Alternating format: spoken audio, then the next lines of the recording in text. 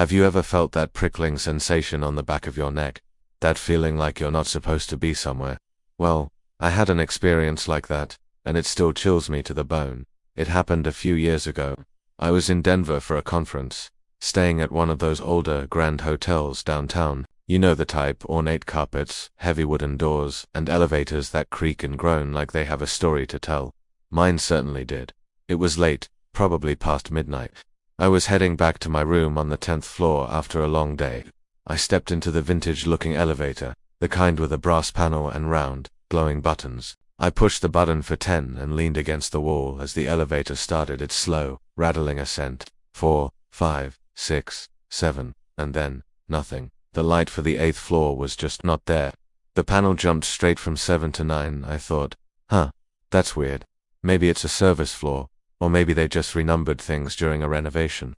I didn't think much of it, but then, the elevator shuddered to a stop. The bell dinged, a soft, old-fashioned sound. My heart gave a little jolt. I hadn't pressed a button, and the indicator was stuck between the 7 and the 9.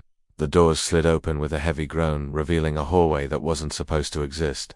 It wasn't a service floor. It was completely dark. Not just dim, but an inky, absolute blackness that seemed to swallow the light from the elevator car. For a moment, I just stared into the void, my mind struggling to make sense of it. There were no lights, no windows, no visible doors, just a long, straight hallway that seemed to stretch into infinity. And the silence, it was the most profound silence I have ever experienced. No hum from a vending machine, no distant city sounds, not even the whisper of an air conditioner. It was like the world outside had ceased to exist. My ears started to ring in the quiet. I instinctively took a step back, my hand hovering over the door close button. That's when I saw it. Just on the edge of the elevator's light, hanging on the wall, was a small, framed sign. It was simple, with clean, white letters on a black background. My blood ran cold as I read the words. You weren't supposed to see this. It wasn't a threat. Not exactly. It was a statement of fact, and that's what made it so terrifying. It was like I'd peeled back a layer of reality and found something that should have stayed hidden. My breath caught in my throat. Who put it there? What was this place? I didn't have time to ask any more questions.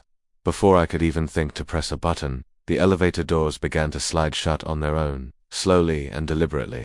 The last thing I saw was that sign, and then the endless, silent darkness of the hallway. The doors sealed with a soft thud, plunging me back into the safety of the lit elevator car. I stood there, frozen, my heart pounding against my ribs like a trapped bird. And then, with a lurch that made my stomach drop, the elevator started moving again. But it wasn't going up to my floor, it was going down. I never pressed a button. It just decided to go down, taking me away from that impossible place. It stopped at the lobby. The doors opened to the familiar, brightly lit space. A couple was laughing by the front desk. The night manager was on the phone. Everything was normal. I stumbled out of the elevator, my legs shaking. I didn't sleep at all that night. The next morning, I took the stairs. I checked out, and I've never been back to that hotel.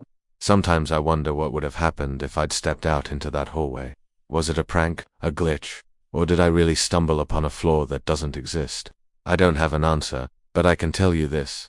I always take a look at the elevator panel now, and I always get a little nervous when the doors open on the wrong floor. What do you think happened? Have you ever had a creepy hotel or elevator experience like this? Let me know your stories down in the comments. I'd love to read them.